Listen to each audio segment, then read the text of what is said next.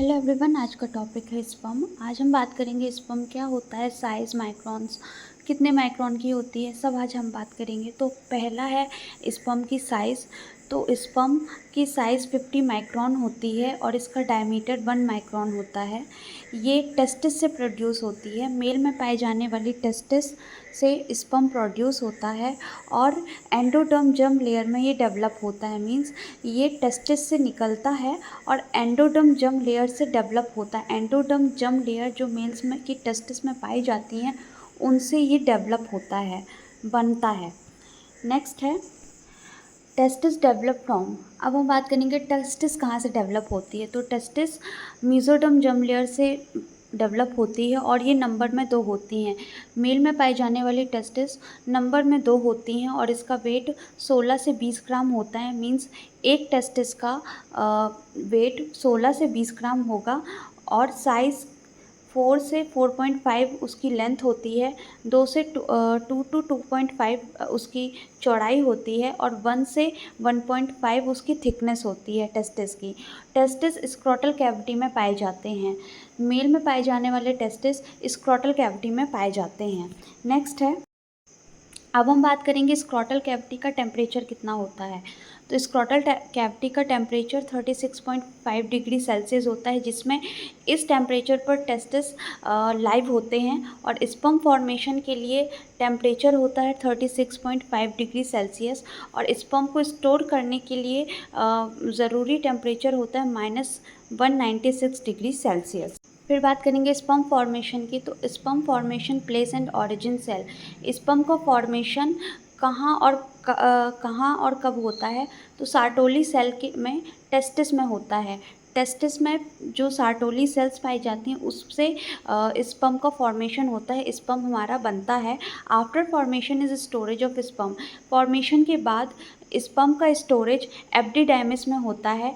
Means testis में पाई जाने वाली सार्टोली सेल्स में स्पर्म का फॉर्मेशन हुआ एंड देन उसका अब फॉर्मेशन तो हो गया, वो बन गया। अब बनने के बाद उसका स्टोरेज भी तो होना है।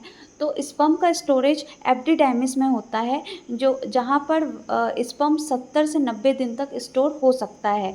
एब्डिडर्मिस की लेंथ 6 से 7 सेंटीमीटर होती है। मींस एब्डिडर्मिस हमारा 6 टू 7 सेंटीमीटर लॉन्ग होता है और वास डिफरेंस की लेंथ 30 से 45 सेंटीमीटर होती है। नेक्स्ट बात करेंगे एनाटॉमिकल मैचुरेशन की।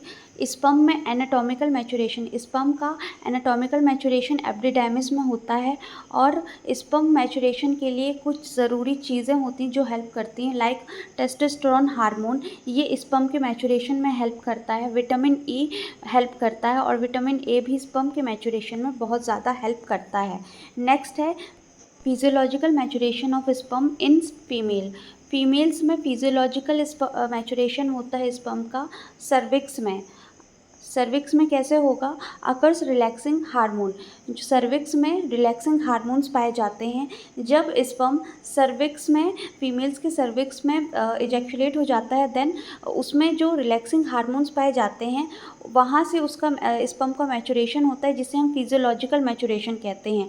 मेल्स में जो पाया जाता है वो एनाटॉमिकल मैचुरेशन होता है, बट अगर स्पर्म फीमेल्स की बॉडी में आ गए हैं तब वहाँ पर वो फिजियोलॉजिकल मैचुरेशन होता है और इस प्रोसेस को हम कैपिसिटेशन कहते हैं।